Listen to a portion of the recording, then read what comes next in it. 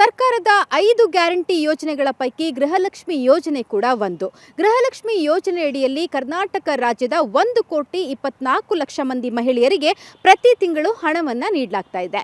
ಪ್ರತಿ ತಿಂಗಳು 2,000 ಹಣವನ್ನು ನೇರವಾಗಿ ಅವರ ಅಕೌಂಟ್ಗಳಿಗೆ ನೀಡಲಾಗ್ತಾ ಇದೆ.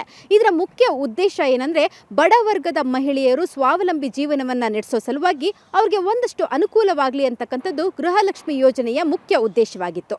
ಆದರೆ ಗೃಹಲಕ್ಷ್ಮಿ ಯೋಜನೆಯಡಿಯಲ್ಲಿ ಸಾಕಷ್ಟು ಜನ IT ರಿಟರ್ನ್ ಮಾಡುವಂಥವರು, ಮನೆ ಕಡೆ ಸೌಲಭ್ಯಯುತವಾಗಿರುವಂಥವರು, ಜೊತೆಗೆ ಸತ್ತಿರೋರು ಕೂಡ ಹಣವನ್ನು ತೆಗೆದುಕೊಳ್ತಿದ್ದಾರೆ ಅನ್ನುವಂತಹ ಅನುಮಾನ ಮಹಿಳಾ ಮತ್ತು ಮಕ್ಕಳ ಕಲ್ಯಾಣ ಇಲಾಖೆಗೆ ಬಂದಿತ್ತು. ಸೊ ಈ ನಿಟ್ಟಿನಲ್ಲಿ ಮಹಿಳಾ ಮತ್ತು ಮಕ್ಕಳ ಇಲಾಖೆ ಮೇಜರ್ ಸರ್ಜರಿಯನ್ನು ನಡೆಸಿದೆ, ಸಾಕಷ್ಟು ಪರಿಷ್ಕರಣೆಯನ್ನು ಮಾಡಿದೆ.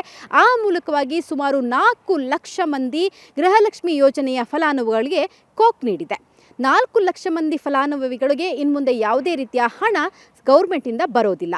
ಯಾರು ಈ 4 ಲಕ್ಷ ಮಂದಿ ಅಂತ ಅಂದರೆ, 4 ಲಕ್ಷ ಮಂದಿಯಲ್ಲಿ 2 ಲಕ್ಷ ಮಂದಿ ಗೃಹಲಕ್ಷ್ಮಿ ಯೋಜನೆಯಲ್ಲಿ ಹಣ ಪಡ್ತಿದ್ದವರು ಬದುಕೇ ಇಲ್ಲ ಅಂತಕ್ಕಂಥದ್ದು. ಎಸ್, ಸತ್ತಿರುವಂತಹ ಮೃತರ ಅಕೌಂಟ್ಗಳಿಗೂ ಕೂಡ ಪ್ರತಿ ತಿಂಗಳು 2 ಲಕ್ಷ ಹಣವನ್ನು ಹಾಕಲಾಗ್ತಿತ್ತು ಅಂತಕ್ಕಂಥದ್ದು ಇದೀಗ ಪರಿಷ್ಕರಣೆಯಲ್ಲಿ ಗೊತ್ತಾಗಿದೆ.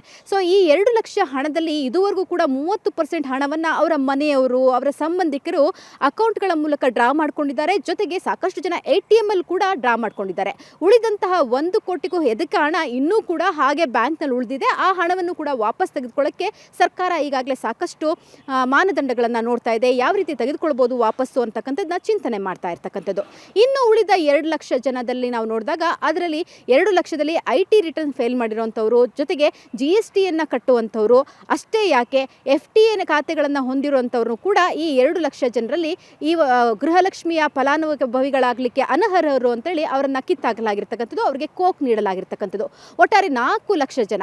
ಉಳಿದಂತೆ ಇನ್ನೂ ಒಂದು 20,000 ಜನರ KYCಯನ್ನು ದಾಖಲು ಮಾಡಿಲ್ಲ, ಹಾಗೆಯೇ ಆಧಾರ್ ಕಾರ್ಡ್ ಸೀಡಿಂಗ್ ಮಾಡಿಲ್ದೇ ಇರೋಂಥವ್ರು, KYCಯನ್ನು ಅಟ್ಯಾಚ್ ಮಾಡ್ದೇ ಇರೋಂಥವ್ರು, ಇವರೆಲ್ಲರೂ ಸೇರಿ ಇನ್ನೂ 30,000ಕ್ಕೂ ಹೆಚ್ಚಿನ ಜನರನ್ನು ಈ ಒಂದು ಯೋಜನೆಯಿಂದ ಡಿಲೀಟ್ ಮಾಡಲಾಗಿದೆ. ಇವರು ಯಾರಿಗೂ ಕೂಡ ಮುಂದಿನ ದಿನಗಳಲ್ಲಿ ಅವರ ಅಕೌಂಟಿಗೆ ಗೃಹಲಕ್ಷ್ಮಿ ಯೋಜನೆಯ 2,000 ರೂಪಾಯಿ ಹಣ ಬರೋದಿಲ್ಲ ಅಂತಕ್ಕಂಥದ್ದನ್ನ ಸರ್ಕಾರ ದೃಢಪಡಿಸಿದೆ. ಸೊ KYC ಆಗಿಲ್ದೇ ಇರೋಂಥವ್ರು, ಜೊತೆಗೆ ಆಧಾರ್ ಸೀಡಿಂಗ್ ಆಗದೇ ಇರೋಂಥವ್ರು ಮುಂದಿನ ದಿನಗಳಲ್ಲಿ ಅವರು ಯಾವ ರೀತಿಯಾಗಿ ಮತ್ತೆ ಅದನ್ನು ದಾಖಲು ಮಾಡ್ಕೋಬಹುದು, ಮತ್ತೆ ಗೃಹಲಕ್ಷ್ಮಿ ಯೋಜನೆಯನ್ನು ಪಡ್ಕೋಬಹುದು ಅನ್ನುವಂಥ ವಿಚಾರವಾಗಿ ಮುಂದಿನ ದಿನಗಳಲ್ಲಿ ಮಹಿಳಾ ಮತ್ತು ಮಕ್ಕಳ ಕಲ್ಯಾಣ ಇಲಾಖೆ ತಿಳಿಸ್ಕೊಡಲಿದೆ. ಈಗ ಸದ್ಯಕ್ಕೆ ಯಾವುದೇ ರೀತಿಯಾದಂಥ ಆಪ್ಷನ್ನ ಇಟ್ಟಿಲ್ಲ.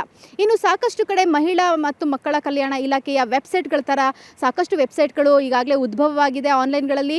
ನೀವು ಗೃಹಲಕ್ಷ್ಮಿ ಯೋಜನೆಯನ್ನು ಪಡಿಬೇಕಾ, ಈ ನಂಬರನ್ನು ಕ್ಲಿಕ್ ಮಾಡಿ, ಈ ಒಂದು ಲಿಂಕನ್ನು ಕ್ಲಿಕ್ ಮಾಡಿ ಅನ್ನುವಂತಹ ಒಂದಷ್ಟು ಫೇಕ್ ಅಕೌಂಟ್ಗಳು ಕೂಡ ನಾವು ಸಾಮಾಜಿಕ ಜಾಲತಾಣಗಳಲ್ಲಿ ನೋಡ್ತಾ ಇದ್ವಿ. ಸೊ ಅದ್ಯಾವುದಕ್ಕೂ ಕೂಡ ನೀವು ಯಾರೂ ಕೂಡ ತಲೆ ಕೊಡಬಾರ್ದು.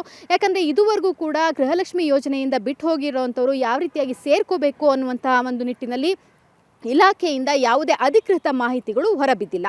ಅದನ್ನು ಹೊರತುಪಡಿಸಿದ್ರೆ ಈ 4 ಲಕ್ಷ ಜನ ಏನಿದ್ದಾರೆ ಮೃತರ ಒಂದು ಲಿಸ್ಟಲ್ಲಿ, ಹಾಗೆ IT ಹಾಗೂ GST ಪೇಯಿಂಗ್ನ ಲಿಸ್ಟ್ನಲ್ಲಿ ಈಗಾಗಲೇ ಗೃಹಲಕ್ಷ್ಮಿ ಯೋಜನೆಯಿಂದ ಕೋಕನ್ನು ಪಡೆದಿರುವಂಥವ್ರು ಏನಿದ್ದಾರೆ, ಅವ್ರು ಯಾರಿಗೂ ಕೂಡ ಮುಂದಿನ ದಿನಗಳಲ್ಲಿ ಈ ಸ್ಕೀಮ್ನಲ್ಲಿ ಭಾಗವಹಿಸಲಿಕ್ಕೆ ಅವಕಾಶ ಇರೋದಿಲ್ಲ. ಈ ಸ್ಕೀಮ್ ಮೂಲಕವಾಗಿ ಗೃಹಲಕ್ಷ್ಮಿ ಯೋಜನೆಯ ಯಾವುದೇ ಹಣ ಕೂಡ ನಿಮ್ಮ ಅಕೌಂಟ್ಗೆ ಬರೋದಿಲ್ಲ. ನೀವು ಗೃಹಲಕ್ಷ್ಮಿ ಯೋಜನೆಯ ಫಲಾನುಭವಿ ಆಗೋದಕ್ಕೆ ಅನರ್ಹರು ಅಂತೇಳಿ ಇಲಾಖೆ ನಿಮ್ಮನ್ನು ದೃಢಪಡಿಸಿರ್ತಕ್ಕಂಥದ್ದು. ಅಂತೂ ಮೀರಿ ನಾವು ಅರ್ಹರಿದ್ವಿ, ನಾವು GST ಪೇ ಮಾಡಿಲ್ಲ, ನಾವು ಯಾವುದೇ ರೀತಿಯಾದಂತಹ ಒಂದು IT ರಿಟರ್ನ್ಸ್ನ ಮಾಡಿಲ್ಲ, ಜೊತೆಗೆ ನಾವು ಬದುಕಿದ್ದೀವಿ, ಆದರೆ ಸತ್ತಿರುವಂತಹ ಒಂದು ಲೀಸ್ಟ್ನಲ್ಲಿ ನಮ್ಮ ಹೆಸರು ಹೋಗಿದೆ, ಈ ರೀತಿಯಾದಂಥ ಒಂದಷ್ಟು ಕನ್ಫ್ಯೂಷನ್ಗಳಿದ್ದರೆ ನೀವು ಕರ್ನಾಟಕ 1, ಬೆಂಗಳೂರು 1 ಹಾಗೆ ಗ್ರಾಮ 1ಗಳಲ್ಲಿ ಸಂಪರ್ಕವನ್ನು ಮಾಡಬಹುದಾಗಿದೆ.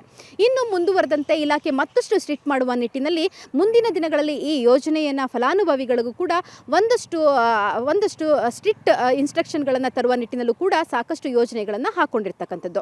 ಸದ್ಯದ ಅಪ್ಡೇಟ್ ಪ್ರಕಾರ ಮೇಜರ್ ಸರ್ಜರಿಯೊಂದನ್ನು ಸರ್ಕಾರ ಗೃಹಲಕ್ಷ್ಮಿ ಯೋಜನೆಯಲ್ಲಿ ಮಾಡಿದೆ. ಸೊ 4 ಲಕ್ಷಕ್ಕೂ ಅಧಿಕ ಜನರನ್ನು ಈಗಾಗಲೇ ಈ ಸ್ಕೀಮ್ನಿಂದ ಕಿತ್ತು ಹಾಕಿರ್ತಕ್ಕಂಥದ್ದು. ಅದರಲ್ಲಿ ಮೃತರ ಸಂಖ್ಯೆ ಹೆಚ್ಚಿತ್ತು, IT ರಿಟರ್ನ್ಸ್ ಹಾಗೆಯೇ GSTಯನ್ನು ಕಟ್ತಿರುವಂಥ ಸಂಖ್ಯೆ ಹೆಚ್ಚಿತ್ತು ಅಂತಕ್ಕಂಥದ್ದು ನಿಜವಾಗ್ಲೂ ಕೂಡ ಆಶ್ಚರ್ಯದಾಯಕವಾಗಿರ್ತಕ್ಕಂಥದ್ದು. ಸೊ ಅರ್ಹ ಫಲಾನುಭವಿಗಳಿಗೆ ಈ ಒಂದು ಸ್ಕೀಮ್ ದೊರಕಬೇಕು, ಅರ್ಹ ಫಲಾನುಭವಿಗಳಿಗೆ ಸರ್ಕಾರದ ಹಣ ಸ್ಕಂದಾಯ ಆಗಬೇಕು ಅಂತಕ್ಕಂಥದ್ದು ಎಲ್ಲರ ಒಂದು ಆಶಯ ಆಗಿತ್ತು. ಆ ನಿಟ್ಟಿನಲ್ಲಿ ಮಹಿಳಾ ಮತ್ತು ಮಕ್ಕಳ ಕಲ್ಯಾಣ ಇಲಾಖೆ ಇಟ್ಟಿರುವಂಥ ಹೆಜ್ಜೆ ನಿಜವಾಗ್ಲೂ ಕೂಡ ಪ್ರಶಂಸನೀಯವಾಗಿದೆ.